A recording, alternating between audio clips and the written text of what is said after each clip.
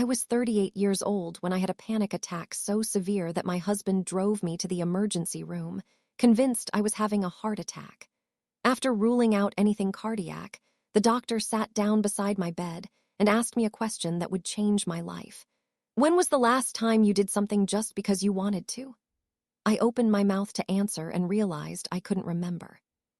That's when I understood that being the good girl everyone praised had slowly killed the real me, and I didn't even know who that person was anymore. To understand how I became a 40-year-old woman who'd spent her entire life performing goodness instead of living authentically, you need to know about the childhood that shaped me and the messages I internalized so deeply that they became my identity. I was born in a small town in Ohio, the middle child of 3, sandwiched between my older brother Matthew and my younger sister Kelly. My parents were good people, hardworking, church-going, deeply invested in what the neighbors thought. My father managed a hardware store. My mother was a part-time school secretary. We weren't wealthy, but we were respectable, and respectability was everything in our family. Matthew was the problem child from the start, the kid who talked back, got detention, snuck out at night, challenged our parents on everything.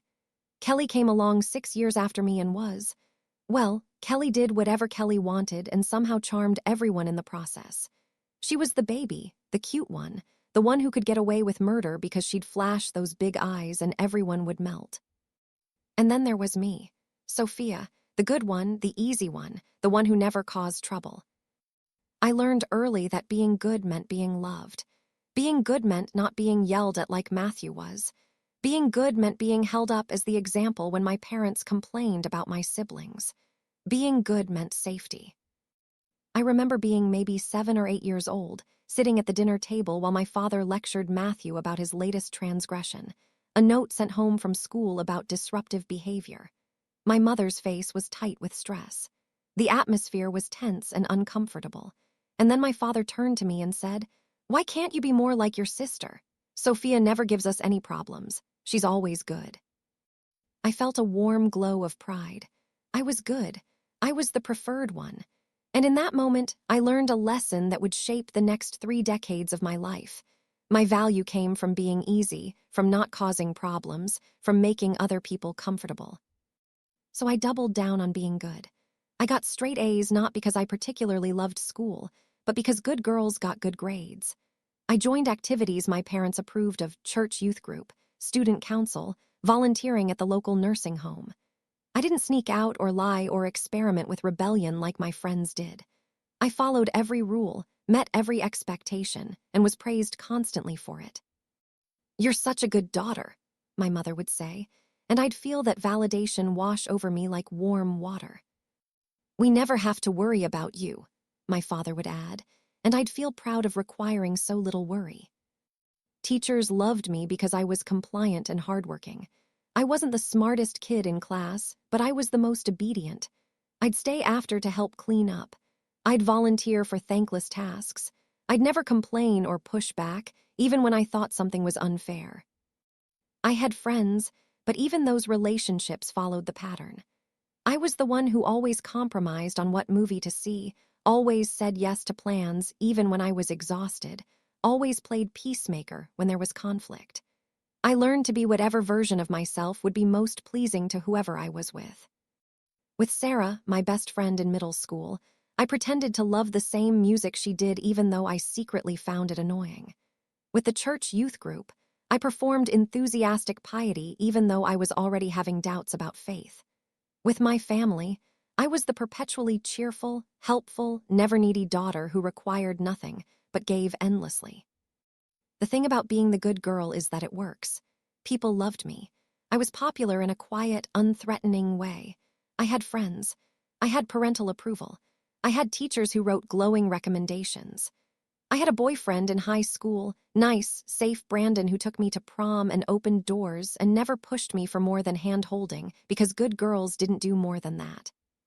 But here's what I didn't have: a sense of who I actually was beneath all the performance. If you'd asked 16-year-old me what I wanted, really wanted, deep in my core, I couldn't have told you.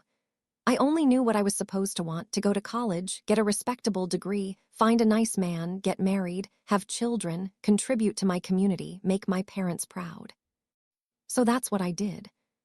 I went to a state university and studied elementary education because it seemed like a good, safe, appropriate choice for a woman. Teaching was nurturing. Teaching was respected. Teaching fit the good girl narrative perfectly. I dated occasionally, but nothing serious until my junior year when I met Daniel. Daniel was safe, predictable, the kind of man my parents approved of immediately. He was studying accounting. He came from a similar background. He wanted similar things: a stable life, a family, a house in the suburbs. We got married 2 years after graduation. I was 24.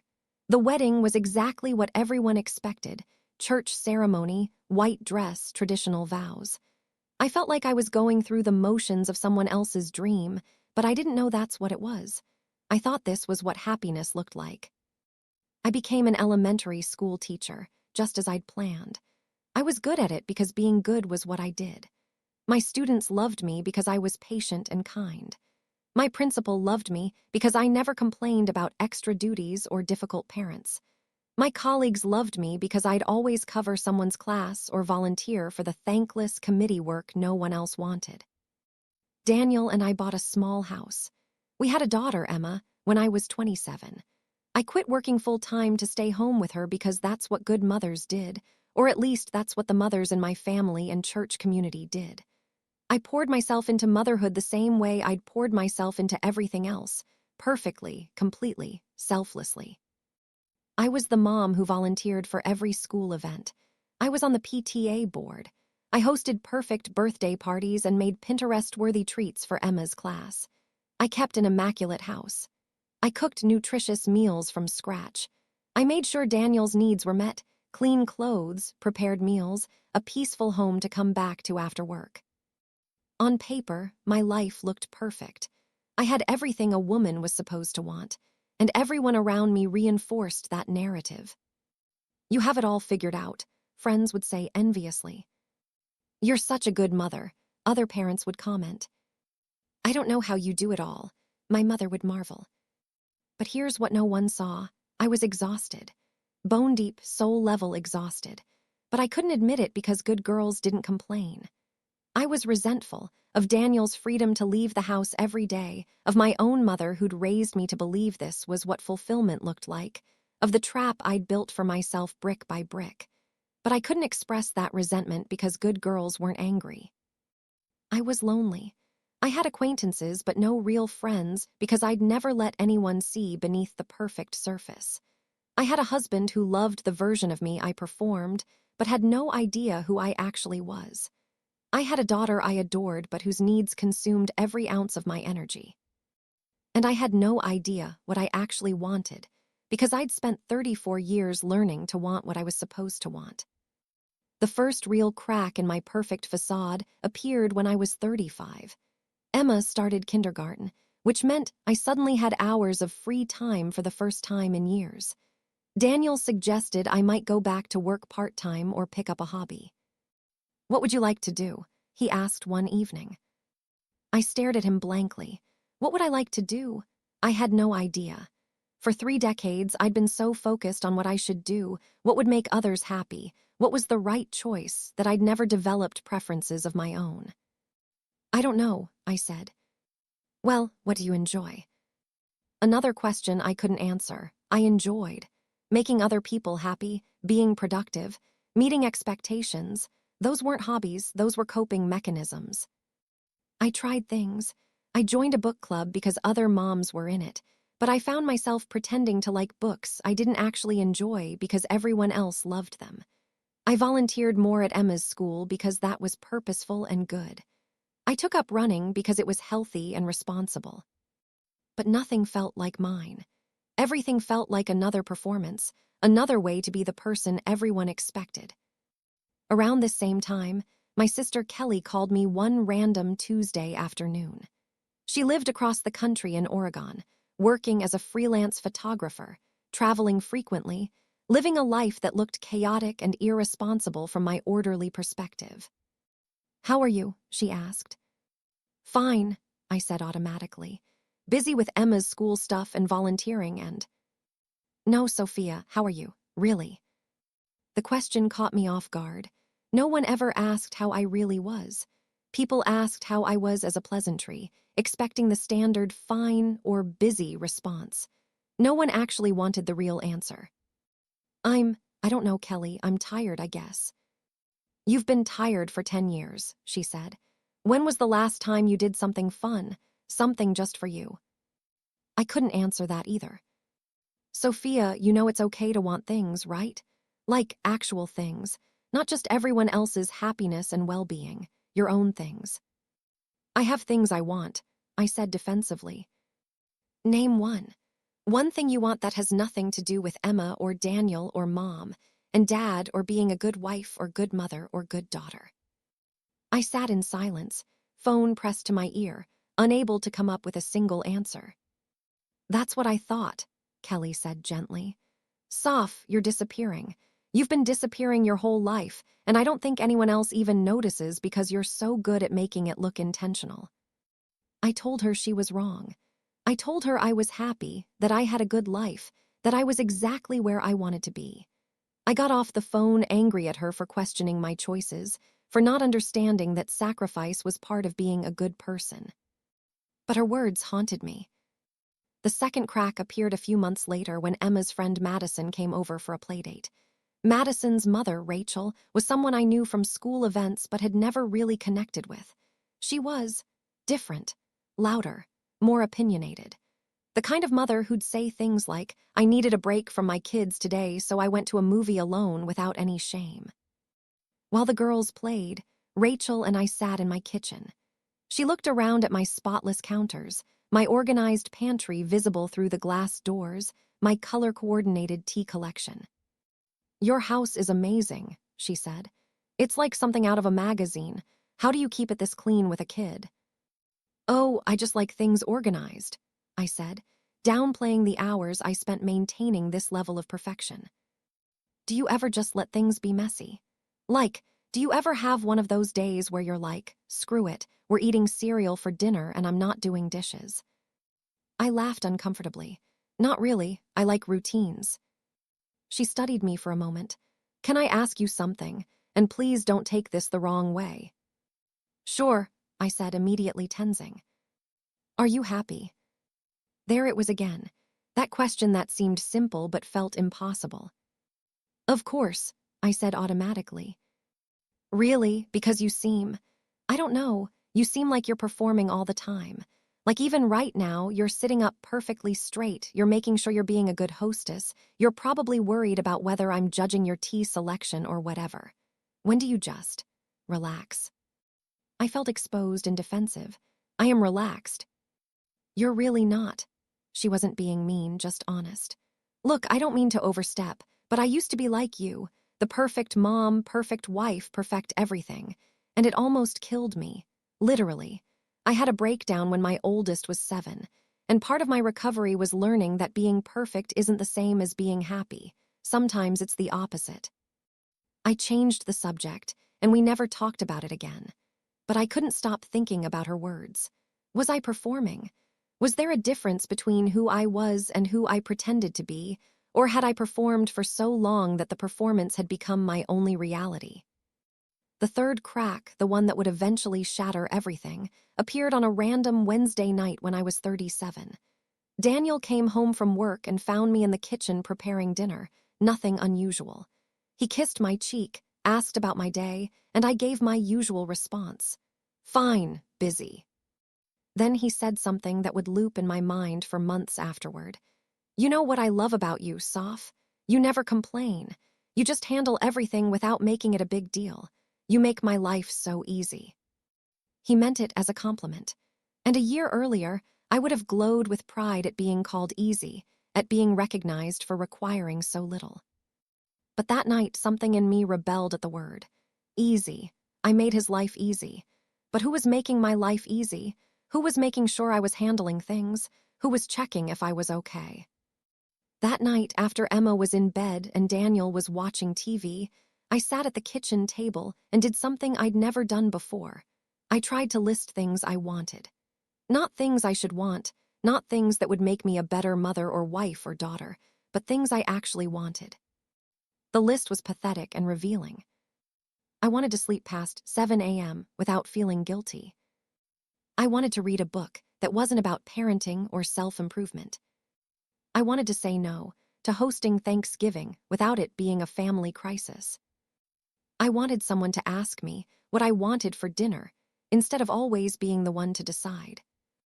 I wanted to be bad at something without it, feeling like a personal failure. I wanted to express anger without immediately apologizing for it. I wanted people to stop calling me easy. I looked at this list and realized that the common thread was, I wanted to be a person, not a supporting character in everyone else's life. The breakdown, when it finally came, wasn't dramatic. It was almost pathetically quiet, which was fitting for someone who'd spent her whole life avoiding making a scene. It was a Tuesday morning, 3 weeks after my 38th birthday. Emma was at school. Daniel was at work.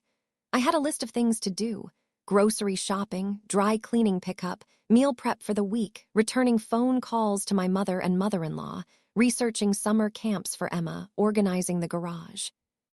I was sitting at my kitchen table, coffee growing cold beside me, looking at my to-do list, when suddenly I couldn't breathe. My chest tightened. My heart started racing. My hands went numb. I thought I was dying. I genuinely thought I was having a heart attack at 38 years old. I managed to call Daniel, who rushed home from work and drove me to the emergency room. The ER doctors ran tests, EKG, blood work, chest x-rays. Everything came back normal. "It appears you had a panic attack," the attending physician said, sitting down beside my bed with a gentleness that made me want to cry. "Have you been under a lot of stress lately?" "No more than usual," I said automatically. He looked at me skeptically. "Tell me about usual." So I did. I described my daily routine: getting Emma ready for school, managing the household, volunteering, making sure everything ran smoothly. I made it sound busy but manageable because that's how I'd always framed it. He listened, then asked the question that would change everything. "When was the last time you did something just because you wanted to?" I opened my mouth to answer and realized I couldn't. I don't know. Not in the last week, month. I shook my head. "Tell me something, Sophia. If I asked you to list your responsibilities, how long would that list be?" "I don't know, long."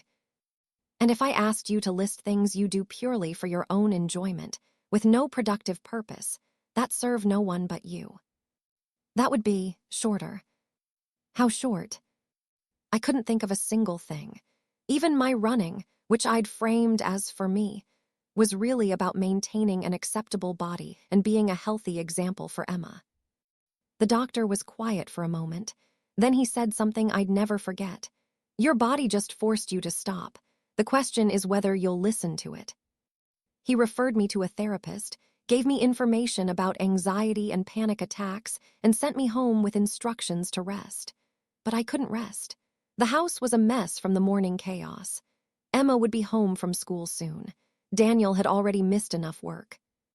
I started to get up, to push through, to be the good girl who handled everything without making it a big deal. And I had another panic attack, right there in the hospital parking lot. This time, I couldn't pretend it was nothing. This time, I couldn't push through. This time, my body staged a full rebellion against the life I'd built, and I had no choice but to pay attention. Daniel drove me home, and for the first time in our 15-year relationship, I didn't get up to make dinner.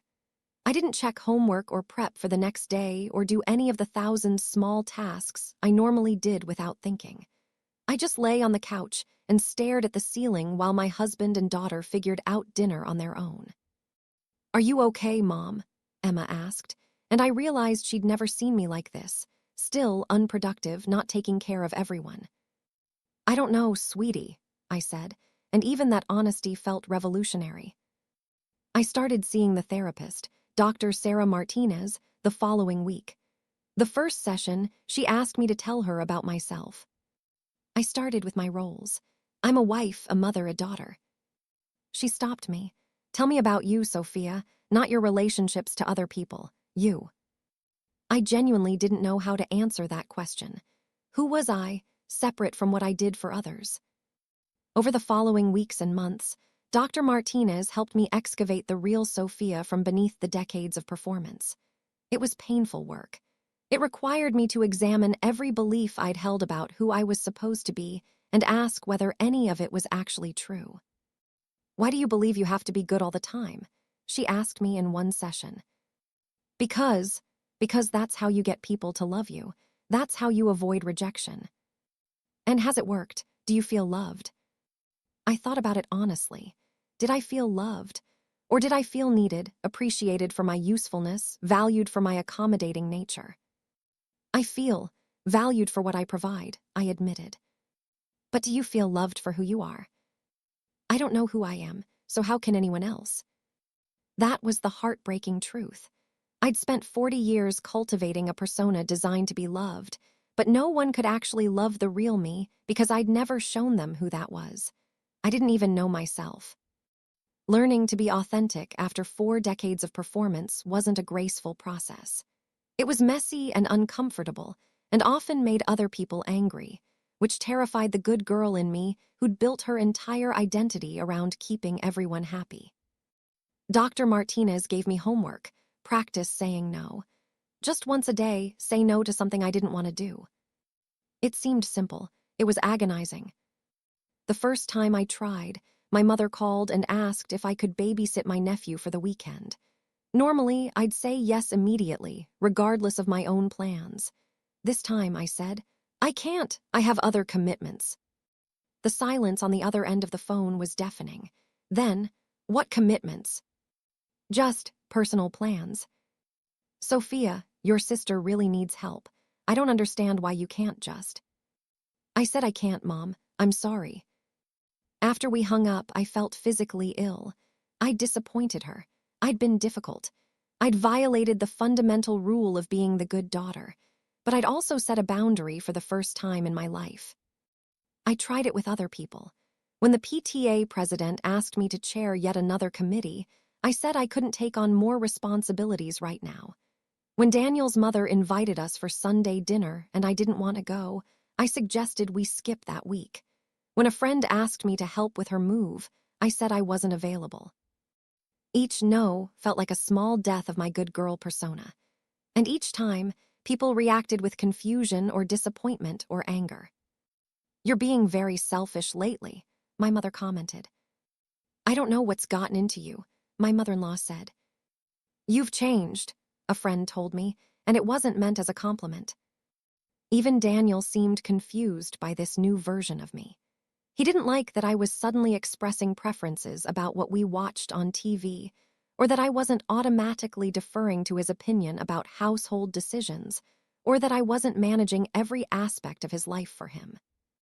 I feel like I don't know you anymore, he said one night after I'd suggested we needed to have a serious conversation about how household labor was divided. I feel like I'm getting to know myself for the first time, I replied. The hardest part was realizing how many of my relationships were built on the version of me that never caused problems, never had needs, never complicated anyone else's life.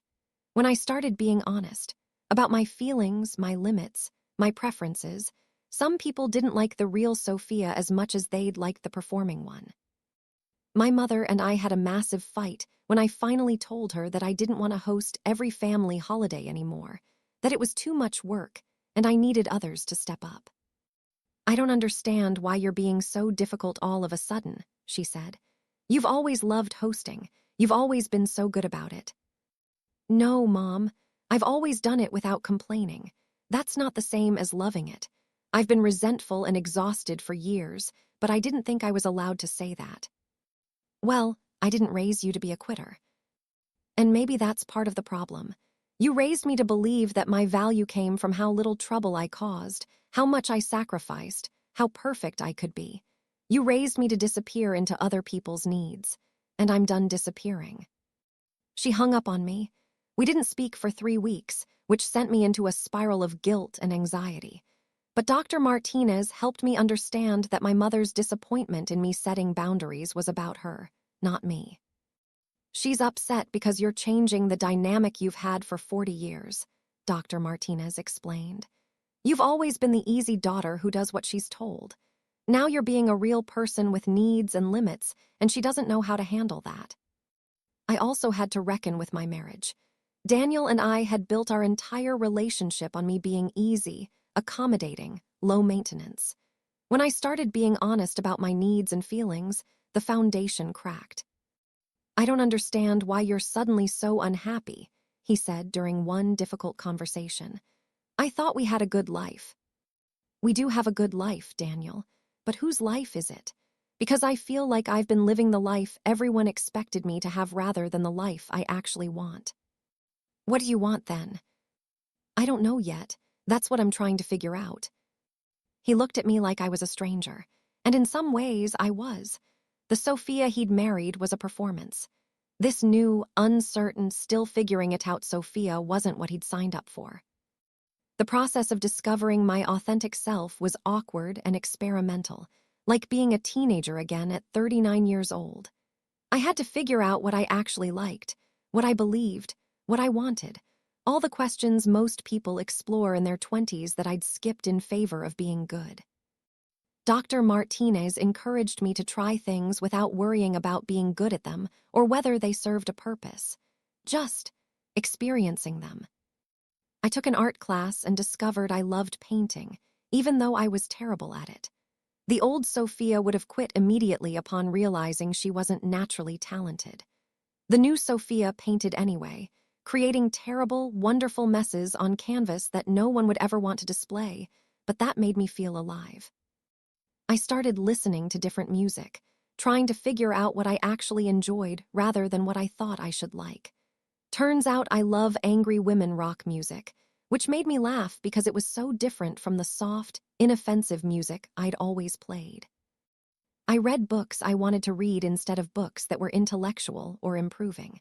I discovered I loved trashy romance novels and dark psychological thrillers.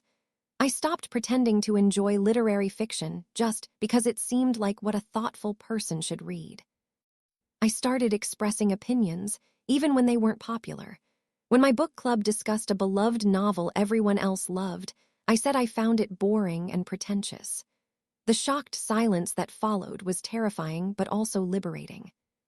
I experimented with saying, I don't want to, without justifying it with elaborate excuses. Just, I don't want to, full stop. Can you help me with this project? I don't want to. Will you volunteer for this committee? I don't want to.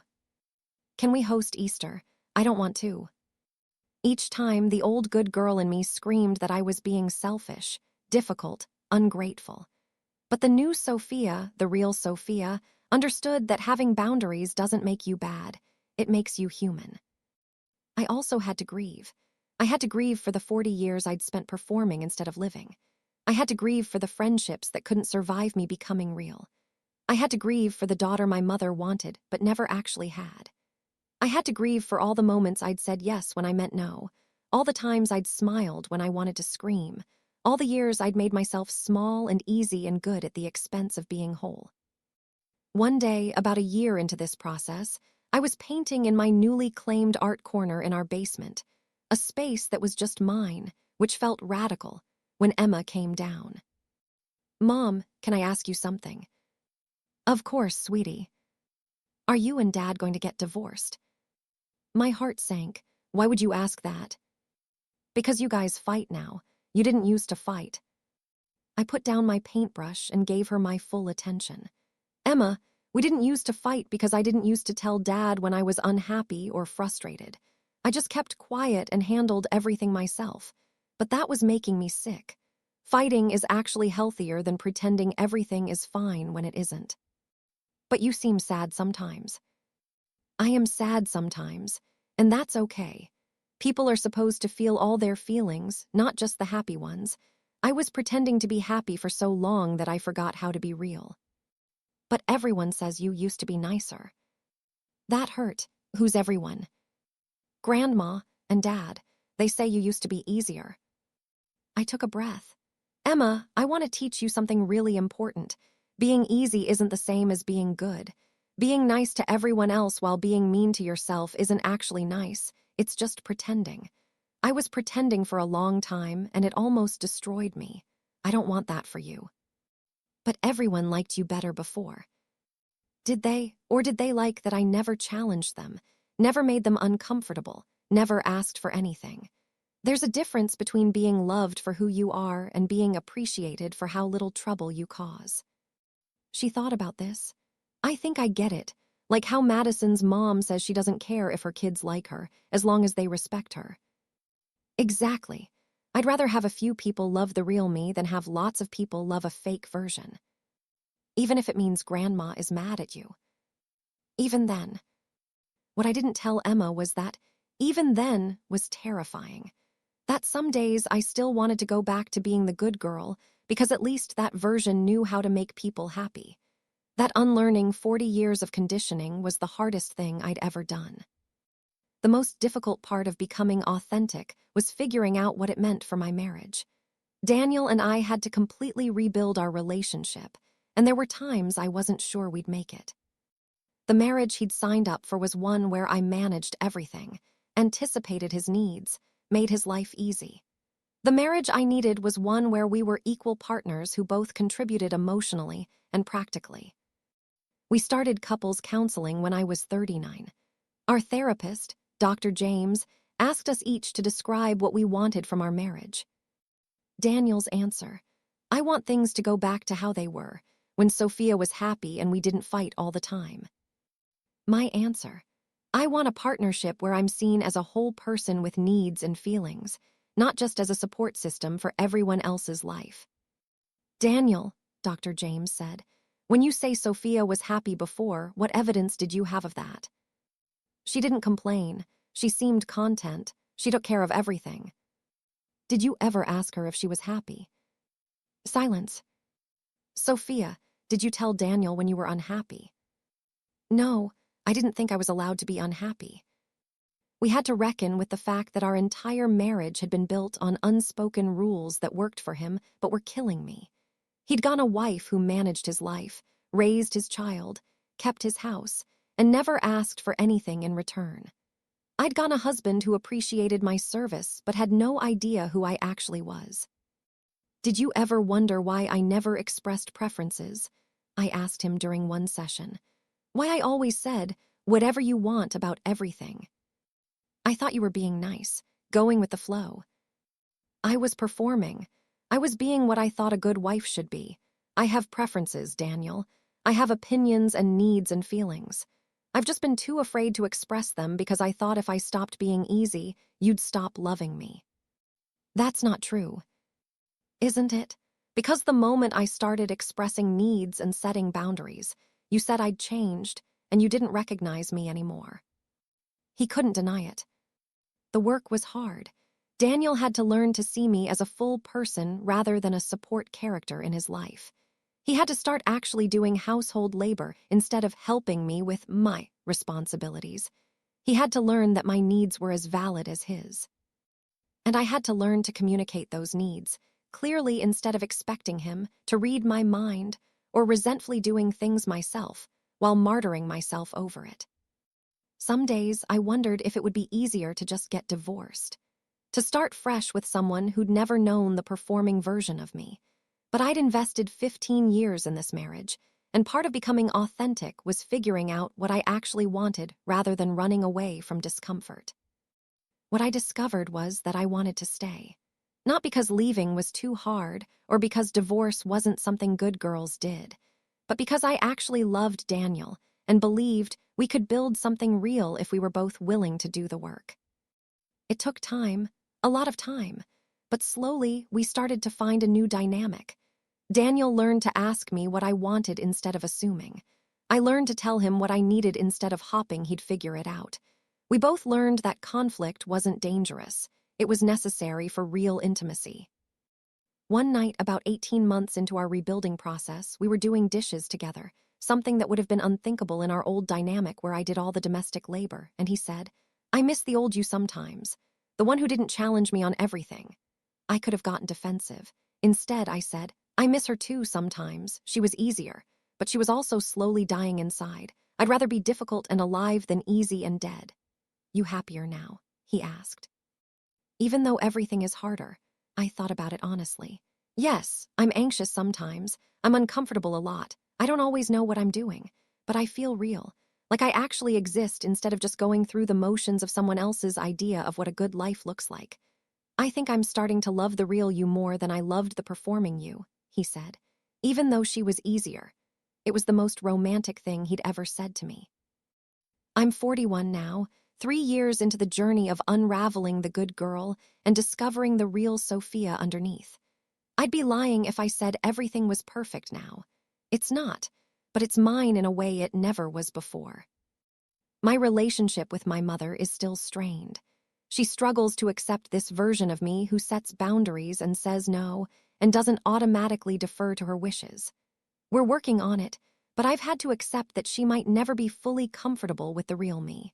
And that's sad, but it's also not my responsibility to manage her disappointment. My friendships have changed dramatically. Some fell away completely when I stopped being the yes woman who would drop everything to help. Others deepened when I started being honest about my struggles and needs. I have fewer friends now, but the ones I have actually know me. I still struggle with people-pleasing urges. The good girl voice is still in my head, telling me I'm being selfish or difficult or too much. But now I can recognize it as the voice of conditioning, not truth. Emma is watching me model something different than I learned from my mother. She sees me setting boundaries. She hears me express anger without immediately apologizing for it. She watches me pursue hobbies that serve no productive purpose beyond my own enjoyment. I hope I'm teaching her that being a good person doesn't mean erasing yourself. I paint regularly now, terrible paintings that make me happy. I'm in a women's book club where we actually say when we hate a book. I've learned to express preferences about everything from what we watch on TV to where we go on vacation. I still have to remind myself that having needs doesn't make me demanding, but I'm getting better at it. Work has changed too. I went back to teaching part-time, but I'm not the teacher who says yes to everything anymore.